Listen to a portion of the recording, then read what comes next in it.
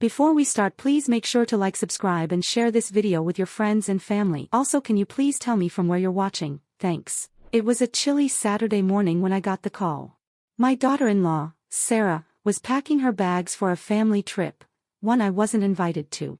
I had always prided myself on being the supportive mother-in-law, always there for my son, David, and his wife. But this time was different. This time, the space they had carved out for me in their lives had shrunk down to nothing. Sarah called me early that day, the phone line buzzing in my ear. "Hey, just wanted to let you know we're heading to the mountains for the weekend. We've got everything sorted," she said cheerfully, almost too cheerfully. She didn't ask if I wanted to come. She didn't even hint that I might be included. No, this trip was just for them, and she made sure I knew that. "Okay, well, I hope you all have a good time," I said, keeping my tone light. My voice sounded fine, but something inside me twisted. I spent the rest of the day pretending it didn't bother me. But every time I glanced at the empty guest room, with its unused linens and dust-covered picture frames, the ache grew. It wasn't just about the trip. It wasn't even about me being left behind. It was about the realization that my role in their lives had changed. Where once I had been a fixture in their home, a helping hand, a supportive presence, I now seemed like an afterthought. I made lunch that day, but I wasn't hungry. My mind kept replaying the words Sarah had said. "We've got everything sorted." It was so casual. So simple. Like she couldn't have been bothered to extend the invitation. And maybe she couldn't. Maybe she didn't see any need to. That evening, as I sat at the kitchen table, I couldn't ignore it any longer. I wasn't just excluded from their trip, I had been excluded from their lives. I felt invisible, like a shadow lingering in the background while everyone else moved forward. And then it hit me. If they didn't have space for me, I would create my own space. I wouldn't just sit idly by while they carried on with their lives. No, I was done with being the forgotten one. I needed to make a stand. To show them that I wasn't just some figure they could push aside when it was convenient. But I didn't act immediately. No, I needed to think about it, plan it out carefully. I wasn't going to make any rash decisions. But when the next phone call came through, Sarah, asking me to check on the dog while they were away, it took everything in me not to snap. Instead, I simply said, "Sure. I'll watch the dog." But in the back of my mind, I knew something had changed. Something deep inside me shifted. The next morning, I went about my routine, trying to keep busy. I cleaned, I cooked, and I kept my mind occupied with small tasks around the house. But everything felt empty without them. It wasn't just the absence of Sarah and David, it was the absence of the recognition I once had in their lives. I was no longer a part of their plans, not even for a family trip. Around midday, I got a message from Sarah. It was a simple text, one I had grown all too familiar with. "Can you keep an eye on Coco? She'll need feeding and a walk. Thanks." I read the message twice before responding with a curt, "Sure, no problem." But something inside me stirred. I had always taken care of Coco, even when I wasn't needed to. But now, this was the only thing they seemed to remember about me, my ability to watch the dog while they lived their lives. They didn't even think to ask if I wanted to join them. It was as if my entire worth in their world had been reduced to just that, dog sitter. I walked to the dog's bed, running my fingers through Coco's soft fur as she stared up at me, her big brown eyes trusting and loyal. If only she could speak, I thought bitterly. She might understand how I felt, but maybe she wouldn't. She loved me unconditionally. I envied that. But this wasn't just about the dog, and it wasn't even about the trip. It was about respect. The fact that they didn't even consider me as part of their family anymore gnawed at me. As the day wore on, I felt myself growing angrier, but I didn't let it show. I was going to be smart about this. By the time the evening rolled around, and Sarah and David were in the mountains, enjoying their getaway, I was left staring at my phone. I had checked my bank account earlier that morning, and something clicked in my mind. I wasn't the woman who spent her days waiting to be needed. Not anymore. I opened my banking app and froze the credit cards they were using. Every single one of them. If they were going to leave me behind and treat me like I was invisible, then they were going to feel it. Let them fend for themselves without the luxury of using my money. The second I hit confirm, I felt a small rush of empowerment. It wasn't a grand gesture, but it felt significant. For the first time in a long while, I felt like I was taking control. And I wasn't done yet. This was only the beginning. I sat back in my chair, looking at the phone in my hand. Maybe they would notice. Maybe they wouldn't. But either way, I didn't care anymore. I wasn't just the dog sitter. I wasn't just the one who had been sidelined. I was someone who deserved respect, and I was going to make sure they remembered that. The next few days passed in a strange, uncomfortable silence. I carried on with my routine, watching Coco, cooking meals that no one was there to appreciate, and cleaning up after myself as usual. But every now and then, I found my mind wandering to the actions I'd taken. Freezing the credit cards hadn't been a knee-jerk reaction, it had been a conscious choice. A choice to remind them that I wasn't invisible. But I couldn't shake the feeling that I had crossed some invisible line. Was I being petty? Or was I finally doing something I should have done a long time ago, standing up for myself? Then, on the fourth day, it happened. My phone buzzed in my pocket, and I glanced down to see a notification from Sarah. It was a text. "Why did you freeze the cards? We can't even get groceries for the trip without them. You know, this is making things hard on everyone." I stared at the message for a moment, taking in the words. I wanted to lash out, tell her how it felt to be sidelined, to be left behind in favor of her perfect little family getaway. But I didn't. Instead, I took a deep breath, set the phone down on the kitchen counter, and walked outside for a moment. I needed to clear my head. The cold air hit my face, and I wrapped my arms around myself, walking down the path to the garden. My fingers brushed the edges of the rose bush I had planted years ago. It was still there, growing slowly but steadily. Just like me, I realized. I had spent so long waiting for a sign to do something for myself, always prioritizing everyone else's needs over my own. The truth was, Sarah wasn't the only one who was frustrated. I was angry too, angry at myself for allowing this to happen, angry at David for staying silent, and most of all, angry at the entire situation. It wasn't just about a trip anymore. It was about years of neglect. Years of putting up with being treated as an afterthought. When I returned to the house, the message from Sarah still sat on the screen. I stared at it again, unsure of how to respond. Finally, I typed back, "Maybe it's time you all learned how to do things without relying on me." I hit send before I could think twice. It didn't take long for the phone to ring. I watched the caller ID, seeing David's name flash across the screen. For a moment, I considered ignoring it. But something inside me pushed me to answer. "Mom, why are you doing this?" David's voice was laced with frustration. "You're making a scene over nothing. It's just a trip. Just a trip." I said, my voice shaking slightly. "Do you realize how much I've done for you both? How many times I've been the one who stepped in when you needed me? But it's never enough, is it? You don't even notice me anymore." There was a long pause on the other end. Then, David sighed. "Mom, we didn't mean to make you feel this way. But you can't just freeze everything and act like we owe you something." "I don't need anything from you, David," I said, my voice steady now. "But maybe it's time for you to understand that I deserve something too. Respect. Recognition. It's not too much to ask for." The line went silent again. And for a moment, I felt an unfamiliar sense of clarity. This wasn't about the trip. It was about them finally seeing me for who I was, not just a maid, not just a caretaker, but a person deserving of their respect. "Goodbye, David," I said quietly, before hanging up. As I sat down at the kitchen table, I felt a strange mix of satisfaction and uncertainty. The consequences of freezing their cards were already starting to unfold, and I had no idea how they would react. But I was done waiting to be noticed. I had drawn a line in the sand. Now, it was time to see if they would cross it. The phone calls didn't stop coming. David tried to reach me multiple times that evening, but I ignored each one. I had made my point, and I wasn't going to be pushed into a corner again. But then, the inevitable happened. A knock on the door the next afternoon jolted me from my thoughts. I wasn't expecting anyone. I walked cautiously to the door, peering through the peephole, only to see Sarah standing there, arms crossed, her expression a mixture of frustration and concern. I took a deep breath before opening the door.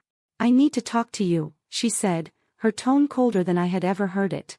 She didn't wait for an invitation, pushing past me into the living room. What the hell is this about freezing the credit cards?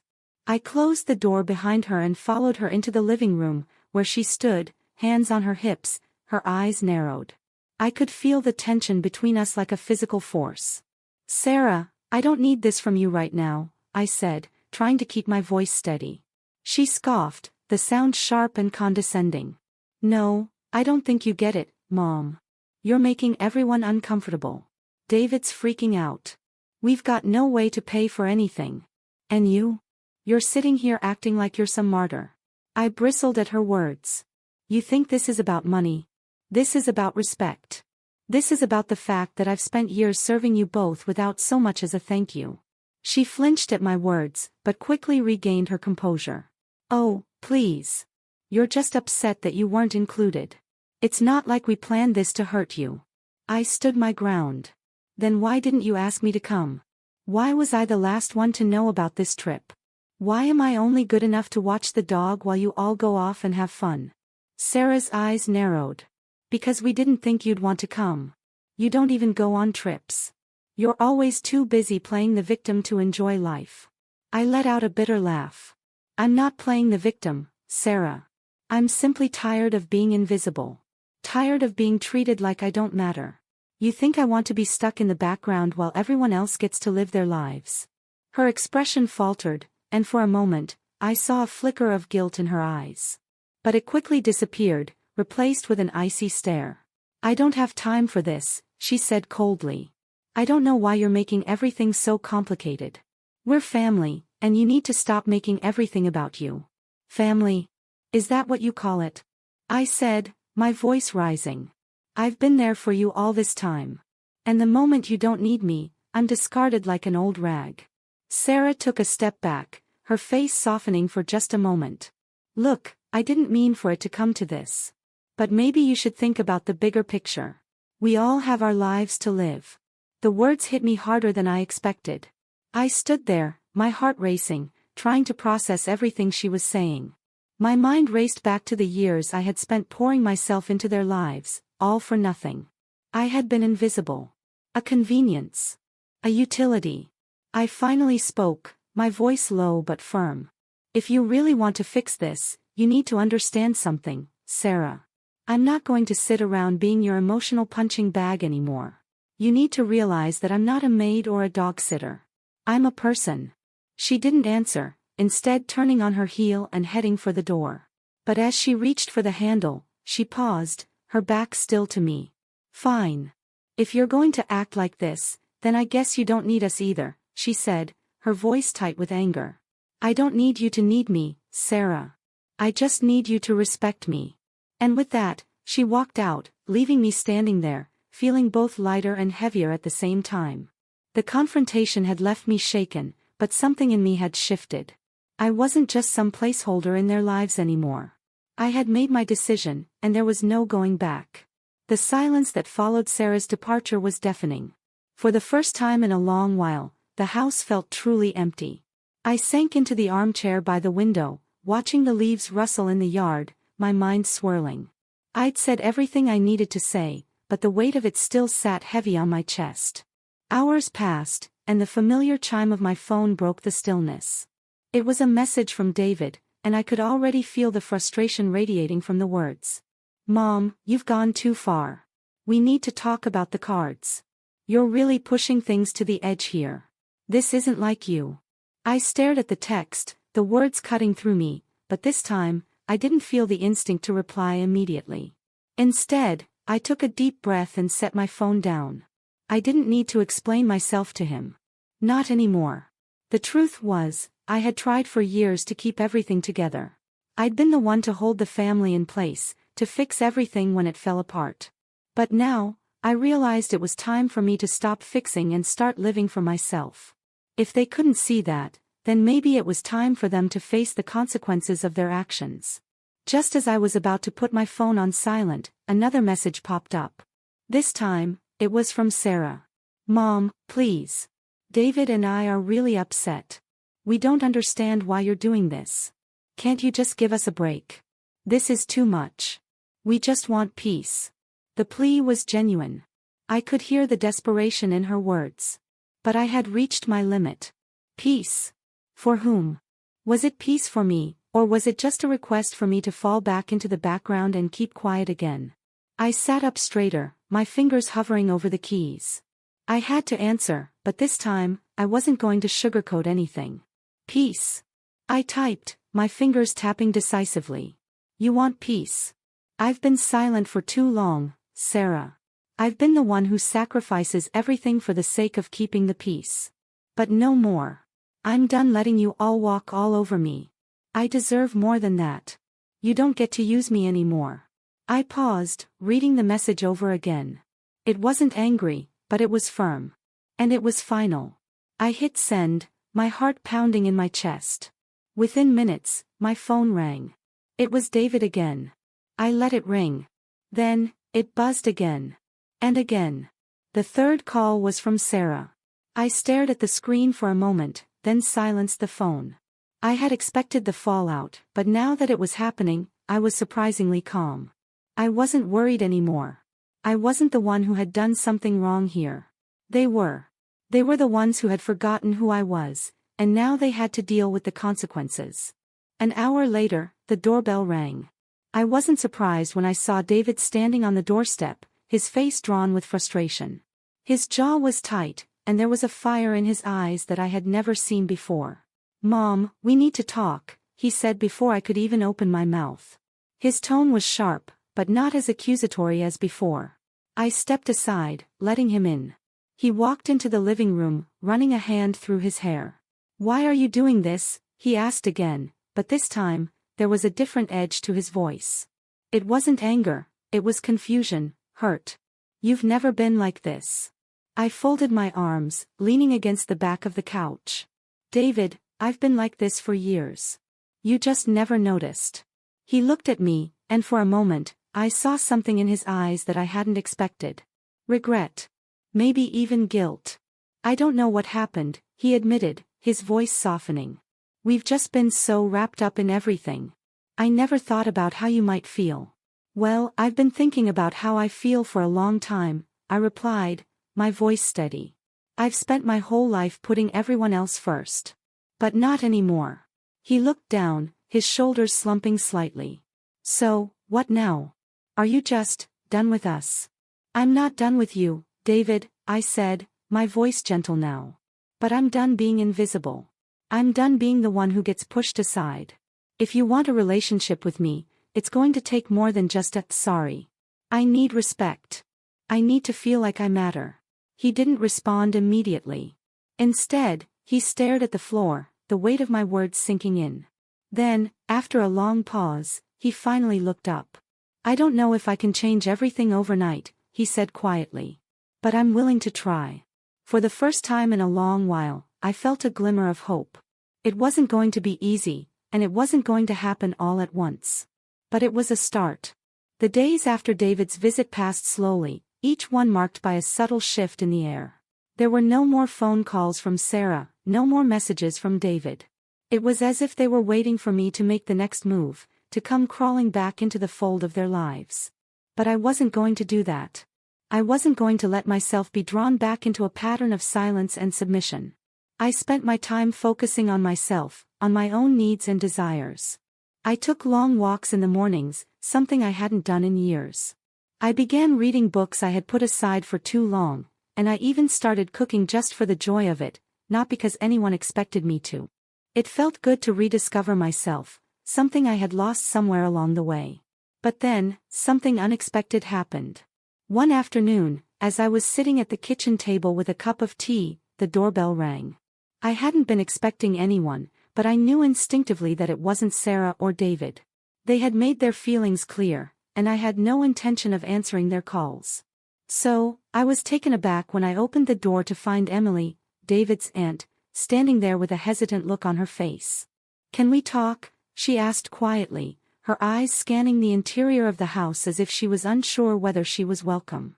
I hesitated for a moment. Emily wasn't like Sarah. She was kind, thoughtful, and always tried to keep the peace in the family. I had always liked her, but I wasn't sure what her visit meant. Was she here to guilt me into forgiving them?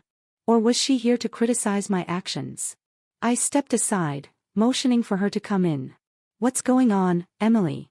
She walked in, looking around the room like it was the first time she had seen it.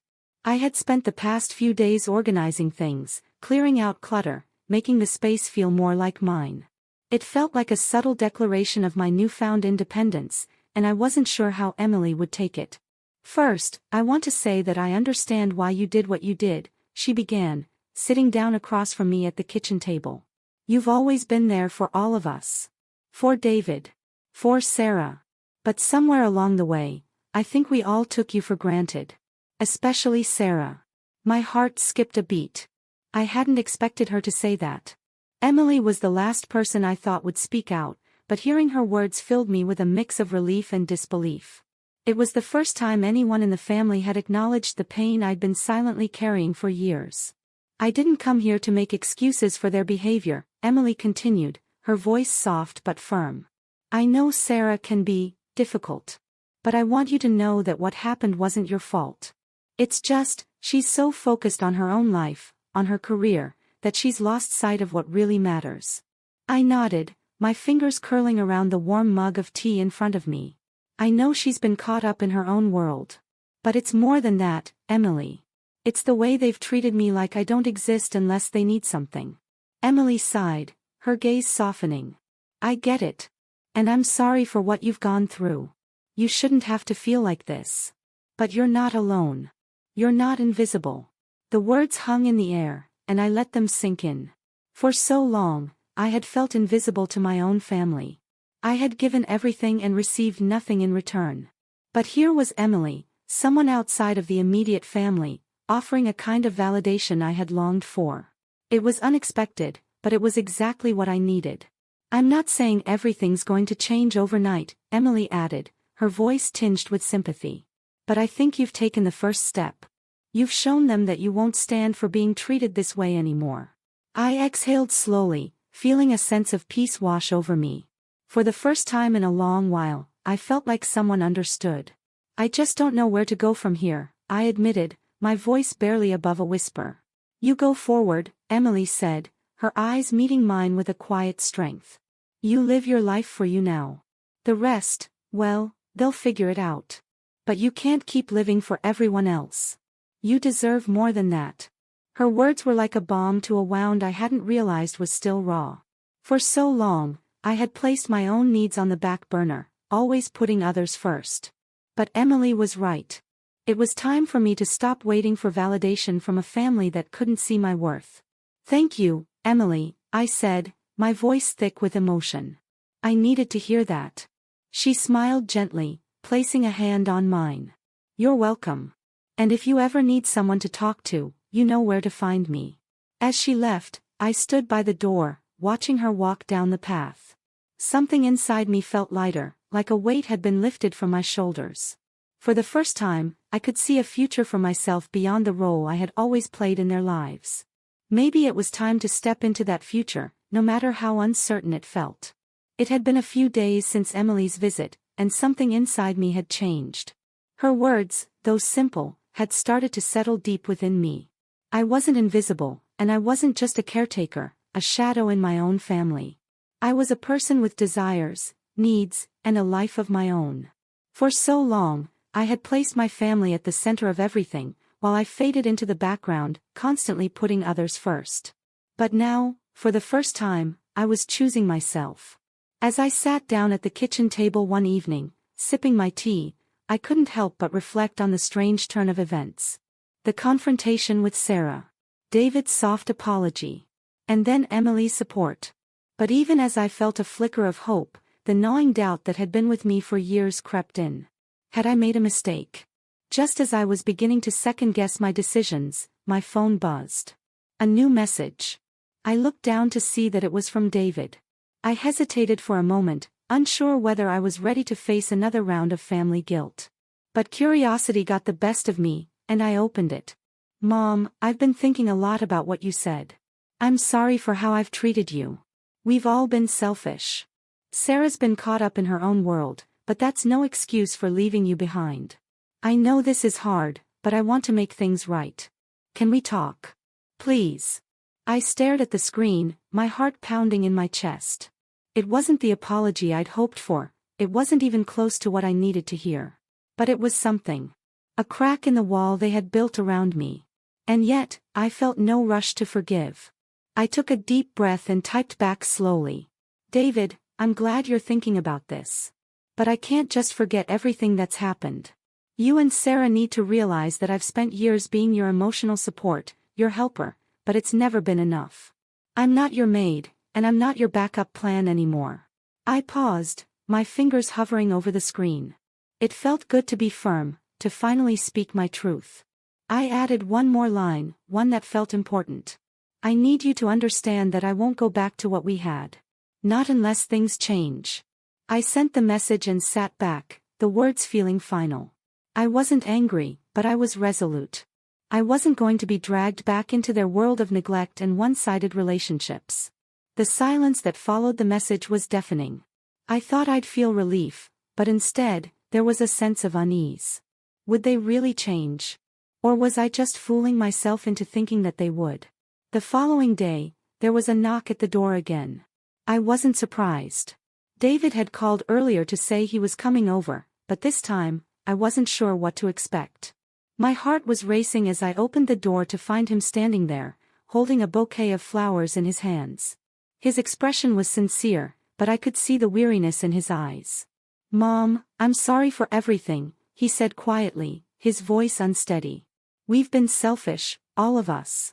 I don't expect you to forgive us right away, but I want you to know that I'm willing to make it right. I looked at him, taking in the flowers. It was a gesture, but it felt hollow. I had been waiting for a real change, for something more than just words.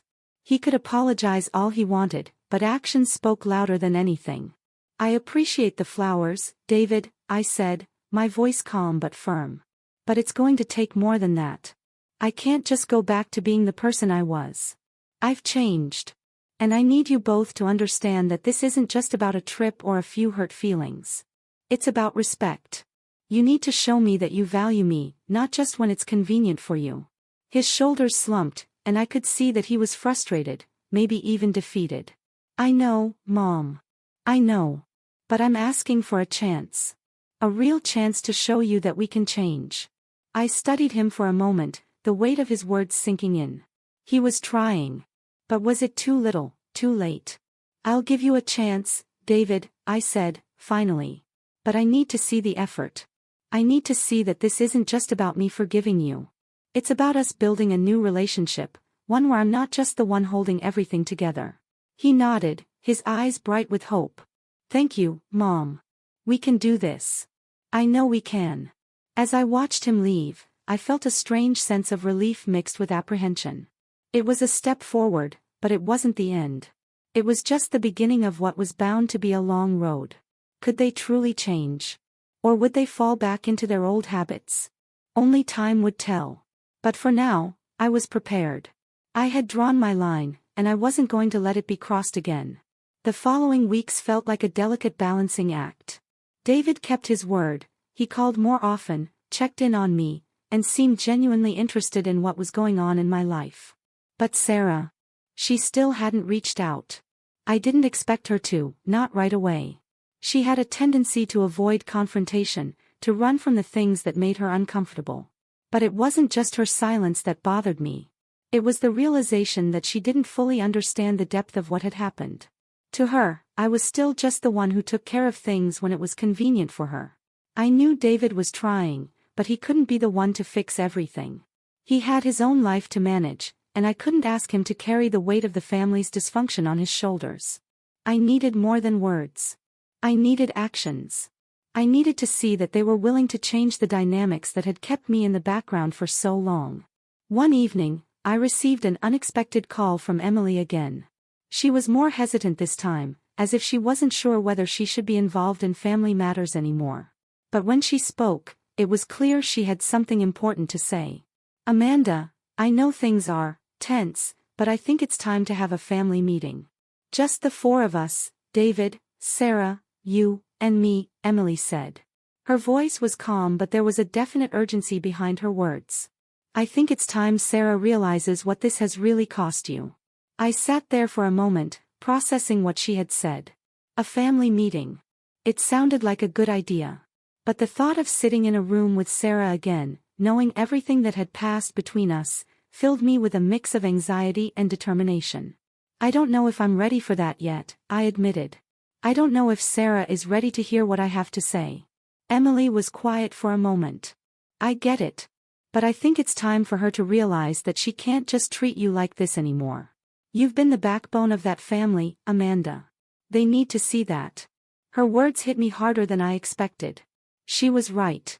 I had been the backbone, the quiet support holding everything together while they took me for granted. And now, it was time for me to stand up and say, enough. The next week, Emily set up the meeting. It wasn't easy. Sarah was reluctant at first, but eventually, she agreed. We all gathered at Emily's house one Sunday afternoon, and the tension in the room was thick. I had spent hours mentally preparing for this moment, but nothing could have prepared me for the rawness of it. We sat in the living room, the silence between us almost unbearable. David, as usual, was the one to break it. "Mom," he began, his voice low, "I know I've messed up. I know this isn't going to be easy, but I want to make it right. I want you to be a part of our lives again." I looked at him, seeing the sincerity in his eyes. But it wasn't just about him. It was about Sarah. And she was avoiding eye contact, shifting uncomfortably in her seat. She wasn't ready to confront what she had done. I took a deep breath and turned to Sarah. "You've treated me like I didn't matter. Like my feelings didn't count. I've been the one to pick up the pieces every time you needed me, but where were you when I needed you?" She flinched at my words, but didn't speak right away. I could see the defensiveness in her posture, the way she sat back in her chair as if preparing for a fight. "I didn't mean to hurt you," Sarah finally said, her voice quieter than usual. I guess I got caught up in everything. I didn't realize what I was doing." "Caught up?" I asked, the words coming out sharper than I intended. "You've been so caught up in your own life, in your own world, that you've forgotten I'm in this family too. I've been here for years, supporting you both, but you've never made space for me. I've had enough." The room was silent for a long time after that. Emily was the next to speak, her voice calm but firm. "Sarah, I know you didn't mean to hurt Amanda, but you need to understand the impact this has had on her. You can't just act like everything is fine when it isn't. She deserves better than this." Sarah looked down at her hands, her face flushed with guilt. I didn't know it was that bad.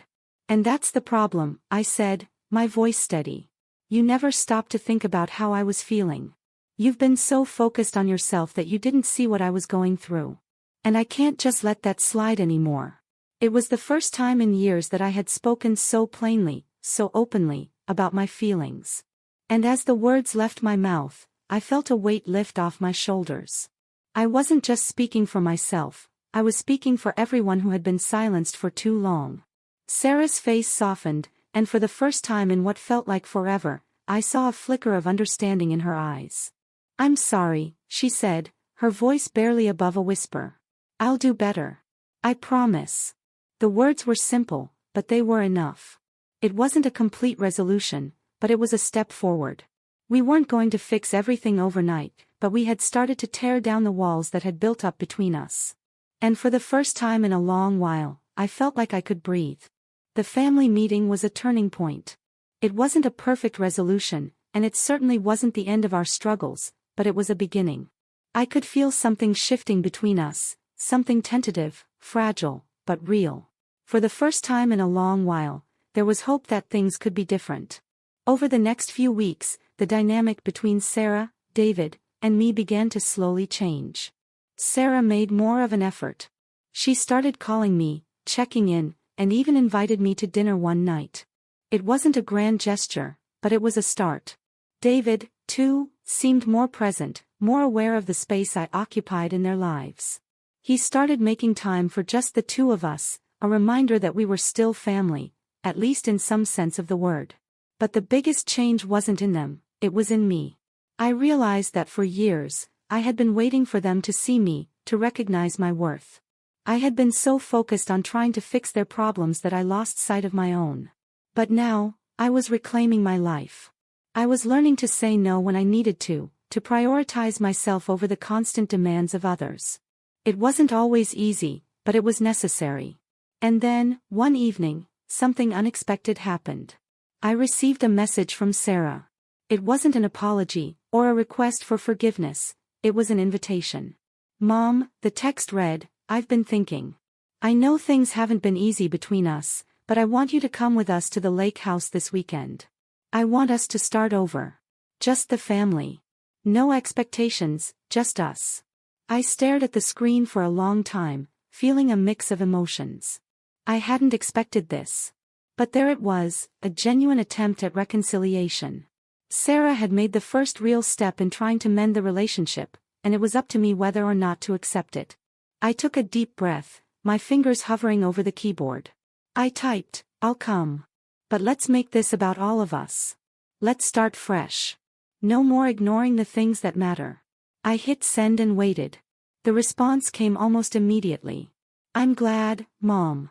This means a lot. We can do this. Together." That weekend, I found myself driving to the lake house, a place that once symbolized family togetherness, before everything had fallen apart. I could feel the weight of the past on my shoulders, but I also felt a strange sense of peace. This wasn't going to be a quick fix. But it was a start. When I arrived, Sarah and David greeted me warmly. There was no awkwardness, no forced smiles. Just genuine relief that we were all here, in the same space, trying to heal. We spent the weekend together, cooking meals, playing board games, and sitting by the fire, talking like we hadn't in years. It wasn't perfect, but it was real. As I sat on the porch that Sunday evening, watching the sun dip below the horizon, I realized something. This wasn't just about me forgiving them, it was about me forgiving myself. I had spent so long blaming myself for the distance between us, for the way things had turned out. But now, I knew that healing didn't just mean reconciling with them. It meant letting go of the resentment and guilt I had carried for so long. And for the first time in years, I felt truly free. As I drove home from the lake house, I didn't feel the weight of the past on my shoulders anymore. I felt lighter. I had learned something valuable over the past few months, that I could be a part of their lives without losing myself in the process. I could be loved, respected, and cherished without being anyone's doormat. Life wasn't perfect, and our family wasn't perfect. But we were trying. And that, for me, was enough. Months passed, and things between us slowly continued to improve. It wasn't always smooth sailing, there were moments of tension, moments when old habits threatened to creep back in. But every time we faced those challenges, we faced them together. And that, I realized, was what truly mattered. I found myself spending more time doing things for me, picking up old hobbies, taking trips I had always dreamed of, and learning how to set boundaries without feeling guilty. I had spent so many years focused on everyone else's happiness that I had neglected my own. But no longer. Now, I knew that my happiness mattered just as much as anyone else's. And as for Sarah and David, we found a new rhythm. We had our ups and downs, but we were building something stronger, something based on mutual respect, understanding, and love. It wasn't perfect, but it was real. I had finally found my place, not as a caretaker, not as someone who was constantly overlooked, but as someone who was worthy of love, respect, and happiness. And that, I realized, was the most important thing of all.